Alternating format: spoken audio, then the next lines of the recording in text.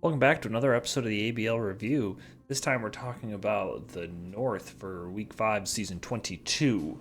Um, so I'm gonna first of all talk a little bit about what happened last week that I wasn't able to record.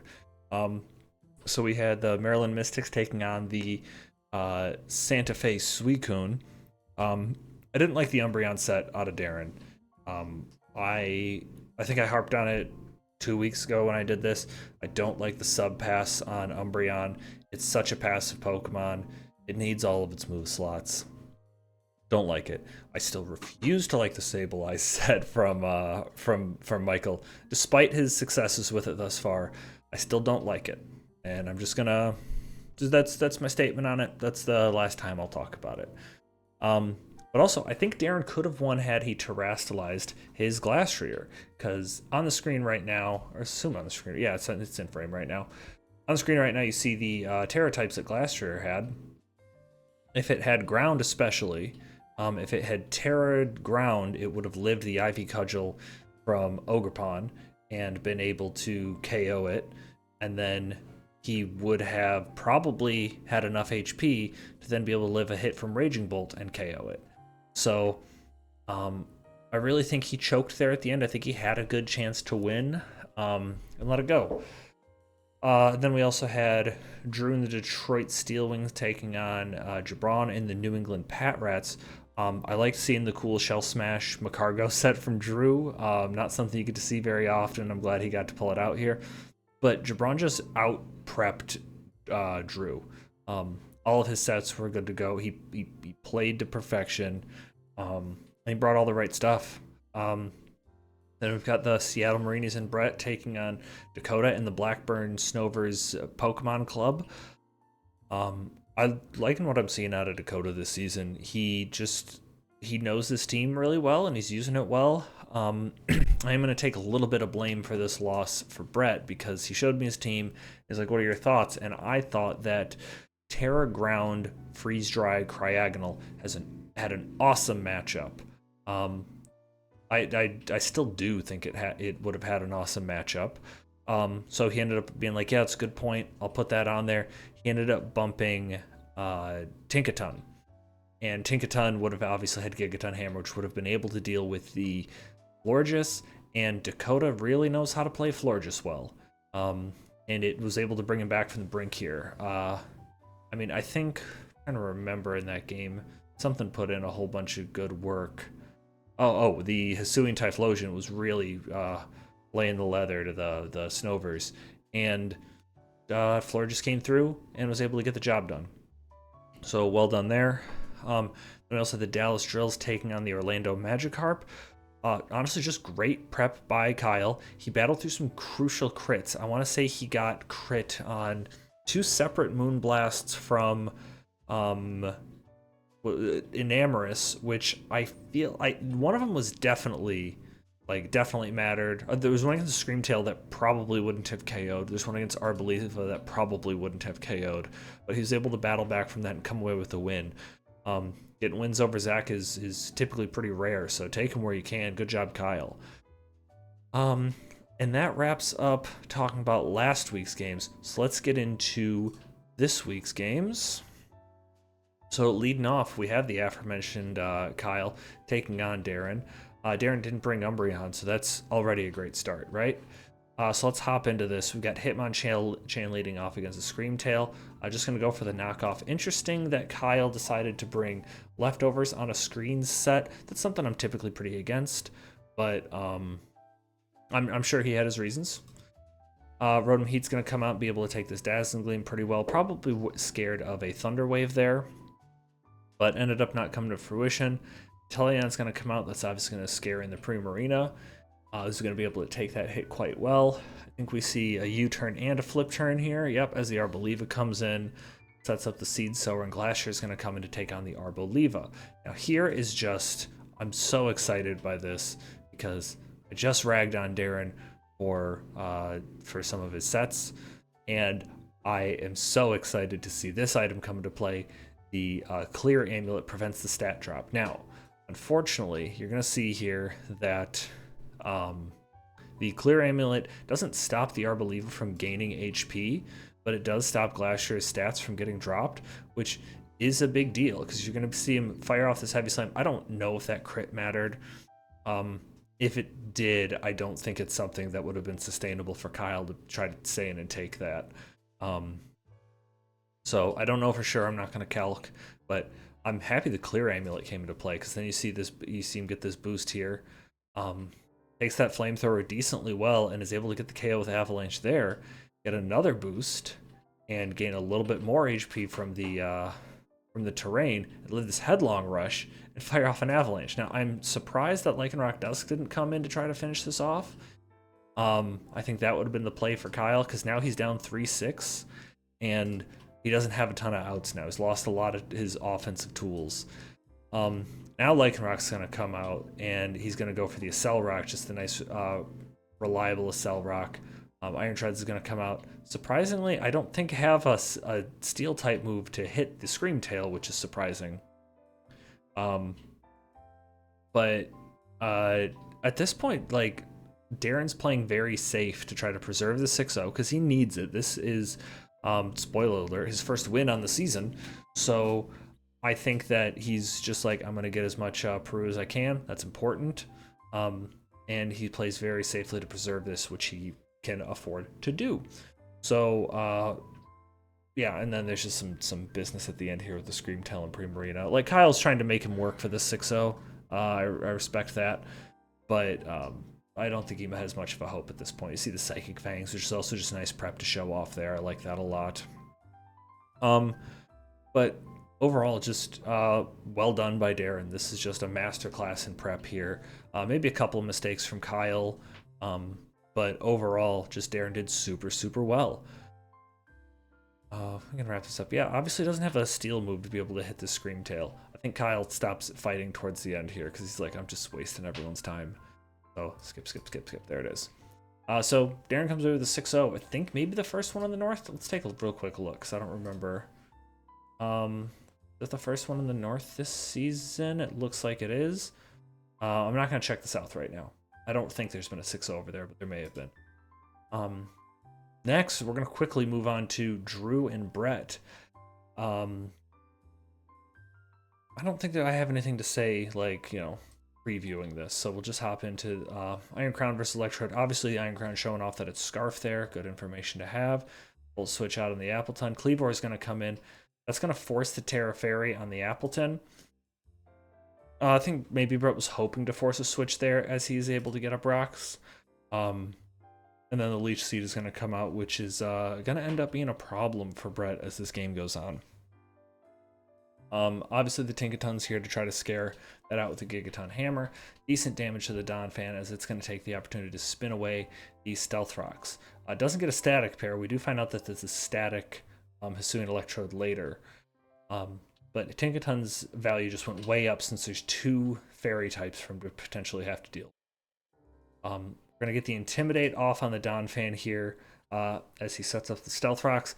And then we're going to see Landorus go for an Earthquake here.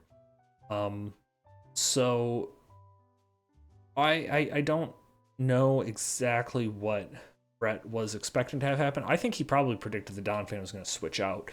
But the fact that it stayed in, I'm sure as the Earthquake's going off, Brett's kicking himself because that means, oh, this Donphan definitely has Ice Spinner. And I think especially kicking himself because after he takes this 64% damage, he just goes for a Grass Knot. Grass Knot, I mean, I don't know the calc. I bet you probably could have done... You know what? No. Knowing Brett, he would have gone for Grass Knot if he knew it could KO. But either that or he was probably predicting something else to try to come out. But maybe got caught. I don't know. But Landorus lost a lot of HP that... if it hadn't lost all that HP, would have been able to live this Flower Trick from Masquerada potentially. Cleavor is going to come in. We're going to get a U-turn, try to keep up some momentum as Tinkaton's going to come in. Probably forcing either the Quaquaval or the Iron Crown, to be honest. Or, oh no, I forget, takes the Gigaton Hammer. Drew pretty smartly deciding, okay, he can use that. He doesn't have a ton of PP on it, and he can only do it every other turn. If I recover on the turns he does it, I can get through it. Brett buying himself turns with that Thunder Wave. I think that's very smart. But he can't afford to be taking these apple acids because he's just giving this Appleton's coming out on top HP wise now that, or sorry, can't afford to be taking those leech seeds. But we can pause here. You see, as the Appleton recovers and the Clefable comes in, the pointed stones dug into Clefable. So that obviously means that this is unaware Clefable and not Magic Guard Clefable, which is super big because that means that on turn 18, Drew recognizes that and he goes for the Leech Seed and he's able to actually start getting some HP back and whittling this Clefable down more, which is a big deal. And Brett even gets a para there. Now, one thing to consider here, and I guess I can just talk over this because Brett's going to boost up as much as he can with Clefable. And we're going to start firing off Apple Acid to try to keep that SPDEF low, which is really important because of the, what's it called? The Tachyon Cutter, the Iron Crown in the back. So Brett, I think it's a calculated risk here. So I'm not going to be like, oh, stupid play. But he is really risking a crit here. I've talked about it before. Passive play is putting you on the back foot, puts you at risk for crits. I think if Brett could have gotten crit on any of these like 10 turns here that he's calm minding, and he would have lost. Would have been over. Now he's able to stay in here and he's able to live this Tachyon Cutter.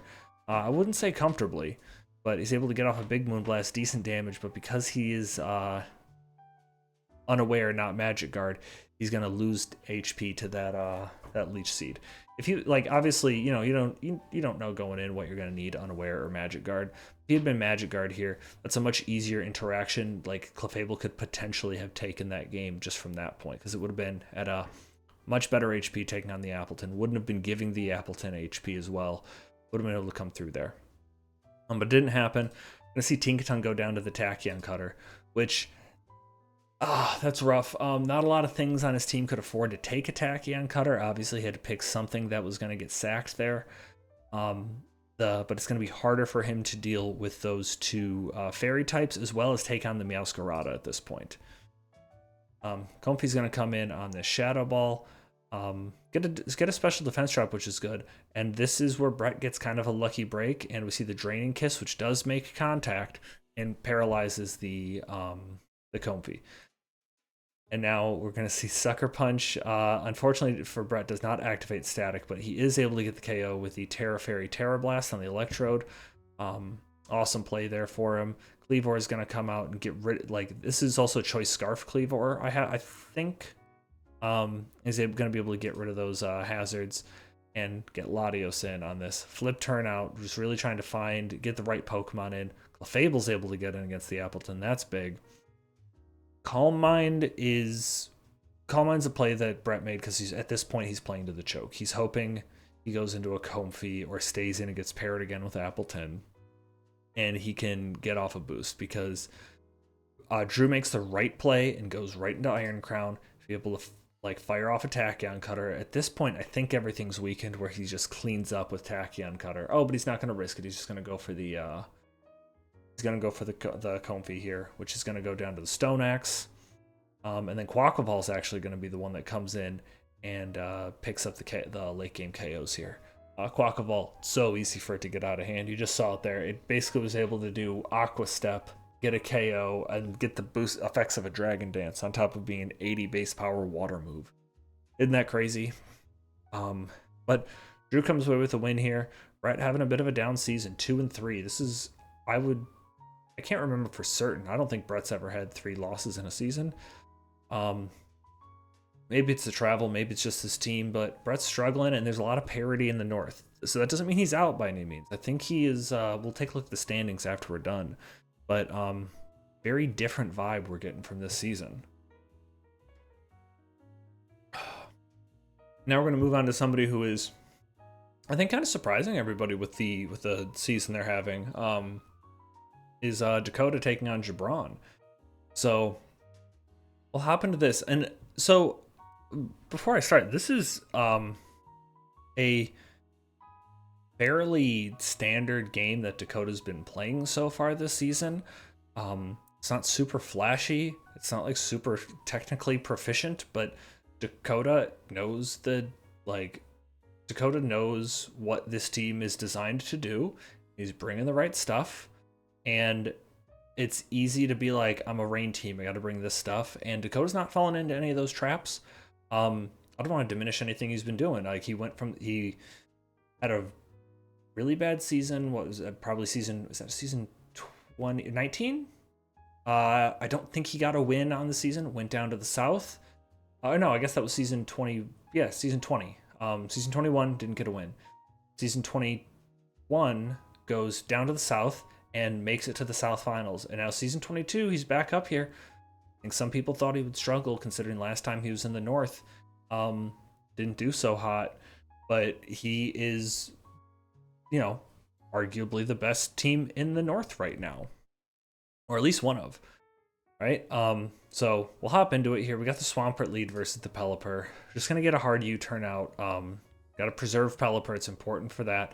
We'll lose the heavy-duty boots on Fortress. And Dakota makes maybe what some people think is a weird play. I love the heavy slam coming out because it should be obvious that Hatterene's the switch into Fortress. I think that makes a lot of sense, so I know why I get why he went for that. I see the Hurricane come out from Pelipper. I think I would have liked to see a water move come out there, but I'm not really sure what set he was running. Just as kind of a reminder, because of the rain boost, unless you're worried about a water resist coming in, which I guess Ogerpon is the thing you're worried about coming in, Surf is always stronger than Hurricane when the rain is up. So obviously just, I guess, trying to catch the Ogerpon there. But I think he does that again later in an unnecessary situation, so maybe that's what I'm thinking of. Rock Slide's going to come out on Flygon. Dakota's going to continue to try to... He doesn't want to put hazards up on himself if the Hatterene does manage to come in. So he's going to keep going for those heavy slams, which I support. Surprised we don't see Grass Knot come out on Tornadus. Or we can get Florges knocked off. We're going to see the Wish come up. This is really big here. Scizor is going to come in and Bullet Punch the Pelipper. Going to be able to catch that Wish. Pelipper is going to be able to stay very healthy, but does lose the Damp Rock, which is something Dakota's going to have to kind of play around later.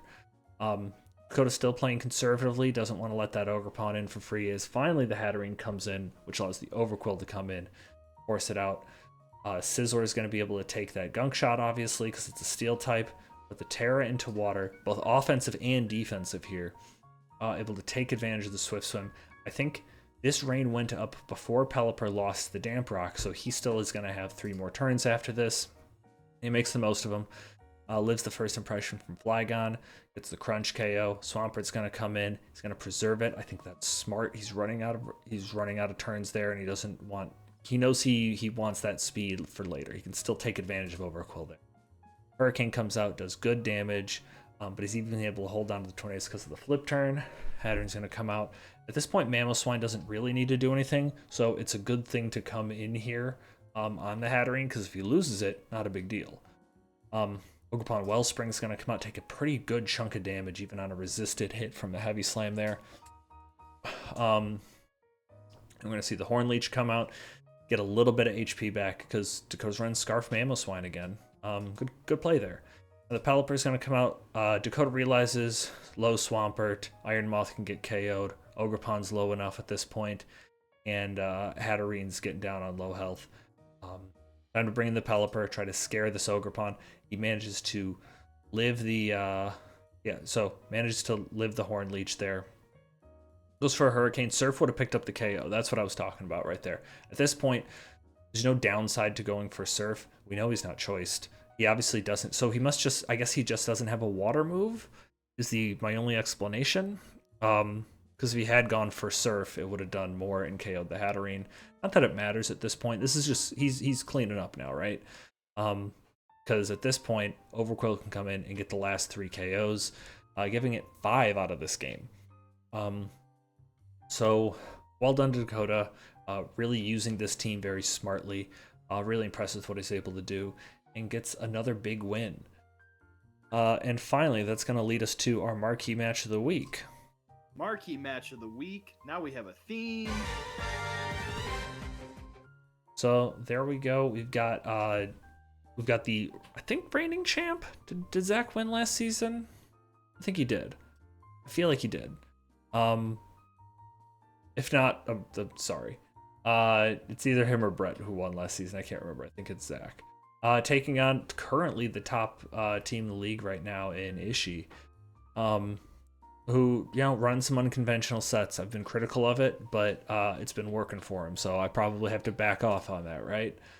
So let's hop into this game. So we've got the Sableye leading off, setting up screens like it tends to do.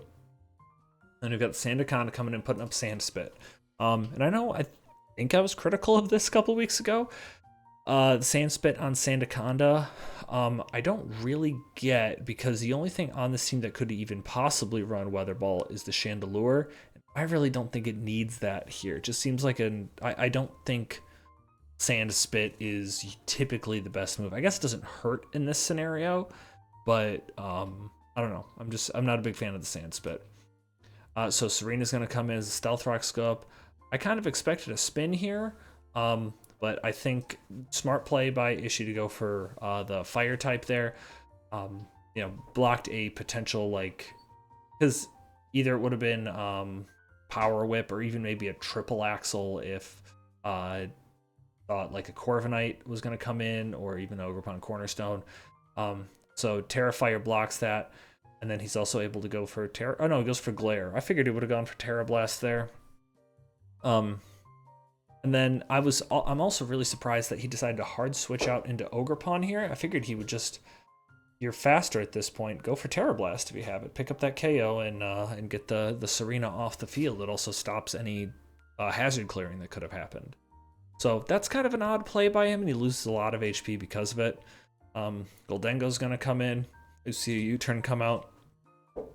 I just want to draw attention to this play because this shows, and it's kind of confirmed later in the game, that this Ogerpon doesn't have knockoff, which would have been, like, if you look at what's here on the team, Tingalu's weak to grass, Enamorus is weak to rock, Serena's not weak to any of the stabs. It would be weak to U-turn, and you can typically outspeed and very safely get out on that. Weak to grass. If he did have knockoff, he would have been able to hit everything on this team super effectively with those 4 moves. Hornleech or Power Whip, by the way. So kind of surprising. I don't think we ever end up seeing its 4th move, but just something to consider there. I think there was I'm guessing Superpower is the last move. Let's take a real quick look at Zach's team. Yeah, it's framed up on here. I guess like Cyclozar is what it could be for. Superpower for Earthworm, I guess, would probably be what it is. But just something to consider, because if he had knockoff, he's in a much better situation with his Ogerpon Cornerstone. And we'll get back to the game. Scrafty's going to come in, and Make It Rain's going to come in. Now, Scrafty is a big problem for most of this team, with the exception of the Enamorus. So just want to make another note of that. Make It Rain's going to come out, not do a lot of damage. Something I want to call out here, I talked about it in the South, identifying abilities. So we didn't see Intimidate pop, so that means we're down to Moxie or Shedskin. And Scrafty, I think, has a lot of potentially good abilities, so I think it's important to try to figure out which one. He's really risking Flame Body on those attacks there, so I'm surprised he stayed in and continued that, but something on that later.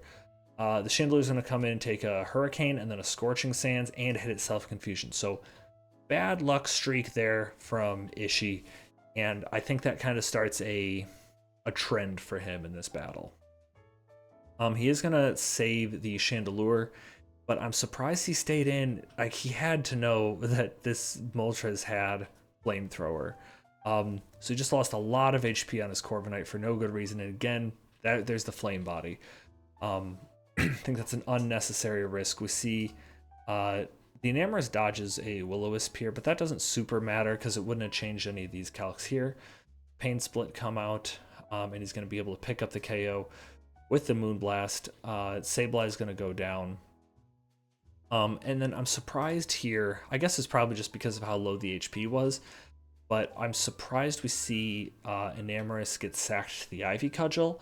I think it would have been pretty safe to go Goldengo based on the fact that he didn't knock off last time. I think you could have gone Goldengo this time and it would have been safe. because now with Enamorous out, there's not a lot of things that can successfully deal with that Scrafty. So now we see the Goldengo come in very safely. Again, forced out. Make It Rain through the light screen is not going to be able to pick up the KO on the Corviknight, but the follow-up Shadow Ball, even at -1 through the screen, is going to be able to. Serena's going to come out, probably going to try to spin here, but not able to do so. Going to get knockoff Drain Punch. The Scrafty's looking very healthy. Oh, hold on. No, I don't know. Okay, we'll get to it later. So Scald's going to kill the Sandaconda here. I don't think we ever see an item on Scrafty, and I'm very interested to find out what it was. Because we're going to see... oh, okay. And this is something I want to talk about, too. We're going to see the Sand Spit go up. And then the Ogerpon Cornerstone is going to come in after that goes down. Force out the Melodic into the Moltres. Ishii's playing really fast and loose with these flame bodies here after he's already gotten, literally burned by attacking the same with contact moves already. He goes for a Horn Leech. You know what? Zach got him on that one. You were going for the Melodic. He pulled a switcheroo, brought in the Moltres. I get that, but you gotta wait. You got off lucky. You didn't get burned. But then even on 3 HP, he follows up and goes for another Horn Leech. Unnecessary risk. He doesn't pay for it here though. So Goldengo again, it's gonna force out this Ogerpon. It was a big find to figure out that that this doesn't have knockoff very early, because every time it gets a KO, Goldengo's able to come in and force it out and be in a good position. So at this point, Zach's up 3-2. The Scrafty's gonna come in. And it's just, Zach doesn't need Tinglu at this point. It doesn't really have a lot of value. Honestly, it being around is just a HP sack for Corviknight, so we don't want that. So just do as much damage as you can on Scrafty, try to get out of there. Does a pretty good amount of damage, got it down by 40%. Now now for some interesting things to happen. Because, like I talked about earlier, ability identification. Drain Punch, super effective. The Tinglu, its energy drain, Tinglu fainted. Scrafty just got a KO. And we know it doesn't have Intimidate and didn't get the boost, so that means it doesn't have Moxie. So that means this is Shedskin Scrafty, which probably explains why he was willing to risk some Flame Body burns on the Moltres earlier. I just want to keep in mind that Shedskin happened because we're going to see some crazy stuff come out here. Right now, Zach is just fishing for Scald Burns. That's his kind of only way of getting out of this, is to Scald Burn the Scrafty and keep it low, and he gets one right here. But we've already established Scrafty has Shedskin, so at the end of every turn, there's a 1/3 chance that he's just going to shed that. So, does he shed it at the end of this turn? No. We're going to keep track. That's 1. Now, Melodic's just going to be recovering as it gets Drain Punched. And this is going to go on for a while. We get another turn where it doesn't shed skin. And again, we're just going to whittle away at this. Scald, Drain Punch, recover. And still no shed skin coming off. I'm surprised he's not going for the Thunder Punch just to get some damage. So that was 4 turns of no shed skin working out there. And now this Ogerpon's at a lot more health, but of course it still can't really threaten this Goldengo too much. Make It Rain's going to be able to pick up the KO. But now we're going to go to a final 1v1 with his Goldengo, who's going to be at -1 special attack. And he goes for I think smart to go for the recover there. Don't want to risk a crit. It's actually better to lose his leftovers at this point, because that means knockoff's going to be doing less damage. And also the Scrafty's going to have lost a little bit of HP from the burn, which will put him in another recover. He's just doing the same thing, just trying to make sure he's in range of a Make It Rain being able to take him out. But here's another couple turns passing with no shed skin. By my count, that's 7 turns. If I did my math right, and somebody who's more adept at math can tell me, that is 2/3 chance that he would shed skin on any of those turns. He didn't get it once out of 7 tries. So by my math, that is a 5% chance for him to never get the shed skin. If he'd gotten the shed skin early and kept the burn off against that Melodic, I think Ishii definitely comes away with this win. I despite some of the tactical errors he made, he did give himself a winning position, and luck caught up with him there, and it's kind of rough. I know I've been critical of him, but I think he deserved this win. I think he played well enough. He's playing on level with the best players in the league right now. So I believe that's his first loss on the season. Bravo to Zach for getting the win. I mean, not that you didn't deserve it, but also I think you have to recognize that's bad luck for him to not get the shed skin. So head over to the standings. Yeah, so that's his first loss on the season. I think the only person to Zach's the only person to have beaten Dakota on the season. I think Michael and Dakota, that match has got to be coming up soon. Looking forward to that. Let's actually peek at the schedule. Yep, this upcoming week. So really looking forward to that. But Michael and Dakota in the driver's seats right now. But we have quite a few teams on their heels. And even we have these two teams at 1-4. There's 2 games left in the season. They're both of them are like within striking distance of making to the playoffs. They're only 1 game back from playoffs with 2 games remaining. Even bigger for Darren is he has a tiebreaker over Kyle. So he just has to finish with, so in these next 2 games, if he can win both of them and Kyle drops one of those games, then, or even better for Darren, if Kyle loses both games and Darren only has to win 1 game to be able to take Kyle's potential playoff spot. So big games coming down the line here. Let's head over to the schedule, look at what we got coming up next week. Oh man, I didn't have it framed. Okay, let me just pull up the standings of people who wanted to look. I definitely didn't have it framed right. Yep, you see, there's Michael at 4-1, Dakota at 4-1. These 2 teams are 3-2. That's really good. We have these 2 teams at 2-3. That's still very close. These teams at 1-4, also very close. Sorry for that. You'd think I would have learned my lesson. Over to the schedule. Next week we got Kyle and Drew. This is still very like within a game of each other. Brett and Darren. Within 1 game of each other. That's also if Darren can come away with a win here, he's got 2 win, like he will be tied record wise with Brett and have a tiebreaker, which would be huge. Zach and Jabron, a little bit more separation for them, but Jabron still needs whatever wins he can get, and Zach has shown that he's vulnerable this season. Michael versus Dakota. Basically at this point, this is looking like it's for a number 1 seed, based on how things are going. So very big game there. Very excited to see who can come out on top there. I think that's all I have for everyone right now. Oh no, we can look at stats because thankfully Dakota has been doing stats for everybody. Very much appreciate that.